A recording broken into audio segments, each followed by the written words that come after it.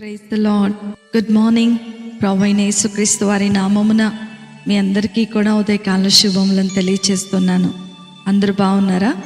దేవుని కృప మీ మీద నిలిచి ఉండును గాక. నా ప్రియమైన దేవుని బిడ్డలారా, యేసుతో అనుదిన ఆత్మీయ ప్రయాణం నాతో పాటు కొనసాగిస్తున్నటువంటి నా ఆత్మీయమైన సహోదరి సహోదరులందరికీ కూడా ప్రభు పేరట శుభములను తెలియచేస్తూ ఉన్నాను. ఈ ఉదయకాల సమయము దేవుని మాటలో మనలను ఆదరిస్తుండగా దేవుణ్ణి స్తుతిద్దాం. హల్లెలూయా. నేటి దినవాక్యము మొదటి సమూయేలు గ్రంథము 30వ అధ్యాయము 6వ వచనము.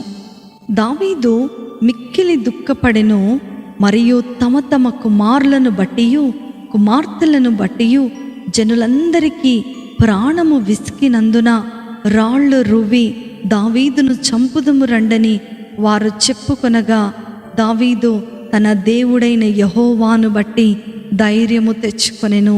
హల్లెలూయా.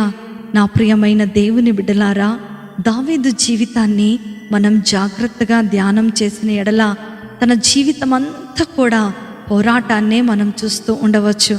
మొదటి 20 సంవత్సరములు గొర్రెల కాపరిగా తోడేళ్లతోనూ సింహాలతోనూ క్రూరమైన మృగములతో పోరాడుతూ వచ్చాడంట.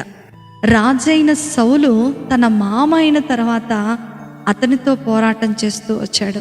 తన జీవితంలో తన ప్రాణమును గుప్పెట్లో పెట్టుకొని అనేక సంవత్సరాలు గుహలో జీవించిన సందర్భాలు దావీదు జీవితంలో లేకపోలేదు.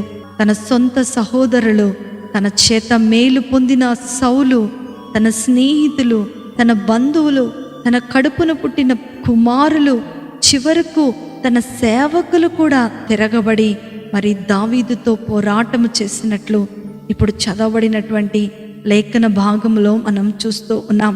మనమందరము కూడా ఈ ఉదయకాల సమయంలో దావీదు జీవితం ద్వారా నేర్చుకోవాల్సినటువంటి ఒక చక్కటి పాఠం ఏంటి అనంటే, ఈ పోరాటాలన్నిటిలోనూ దావీదు జీవితంలో దేవుణ్ణి దూషించటం అనేది కనిపించలేదు, మరొకరిని నిందించటం అనేది కనిపించలేదు. తన విశ్వాస పోరాటమును కూడా ఆయన విడిచిపెట్టలేదు. నేటి దినములలో మనకొక కష్టం రాగానే దేవుణ్ణి దూషిస్తూ ఉంటాం. విశ్వాసాన్ని కోల్పోయి దేవుడు మన జీవితంలో గతములో చేసిన ఎన్నో మేళ్లను మనం మర్చిపోతూ ఉంటాం. అవును, క్రైస్తవ జీవితము పోరాటమే. అనేకమైన సార్లు మన చుట్టూ ఉన్న వారితో మనము పోరాడవలసి వచ్చినప్పటికీ మనము పోరాడునది శరీరాలతో కాదు, కానీ ప్రధానులతోనూ అధికారులతోనూ ప్రస్తుత అంధకార సంబంధులకు లోకనాథులతోనూ ఆకాశ మండలమందు దురాత్మల సమూహముతోనూ పోరాడుచున్నామని పౌలు భక్తుడు ఎఫెసీలకు రాసినటువంటి పత్రిక 6వ అధ్యాయము 12వ వచనములో తెలియచేస్తూ ఉన్నారు. అందుకనే ప్రియ దేవుని బిడ్డ, దేవుడైన యెహోవాను బట్టి దావీదు ఏ విధముగా ధైర్యము తెచ్చుకొనెనో నీవు కూడా ధైర్యము తెచ్చుకోవాలని దేవుని యొక్క వాక్యము సెలవిస్తూ ఉంది. నీకు కష్టములు వచ్చినప్పుడు, లోకము నీ మీద తిరగబడినప్పుడు, నీ ప్రభువైన యేసునందు విశ్వాసముంచి నిన్ను నీవు బలపరుచుకొనుచున్నావా? ప్రియ దేవుని బిడ్డలారా, ఈ చెప్పబడినటువంటి మాటలు దావీదు జీవితమునకు బలమైన పోరాటాలలో, కష్టాలలో కృంగిపోక బలపరుచుకున్నట్లుగా చేశాను. అందుకనే ఫిలిప్పీలకు రాసినటువంటి పత్రిక 4వ అధ్యాయము 13వ వచనం ప్రకారము, నన్ను బలపరచువాని యందే నేను సమస్తము చేయగలను అన్న మాట ఎంత అద్భుతమైనది. ఈ ఉదయకాల సమయంలో నీవు పోరాటంలో ఉన్నావా?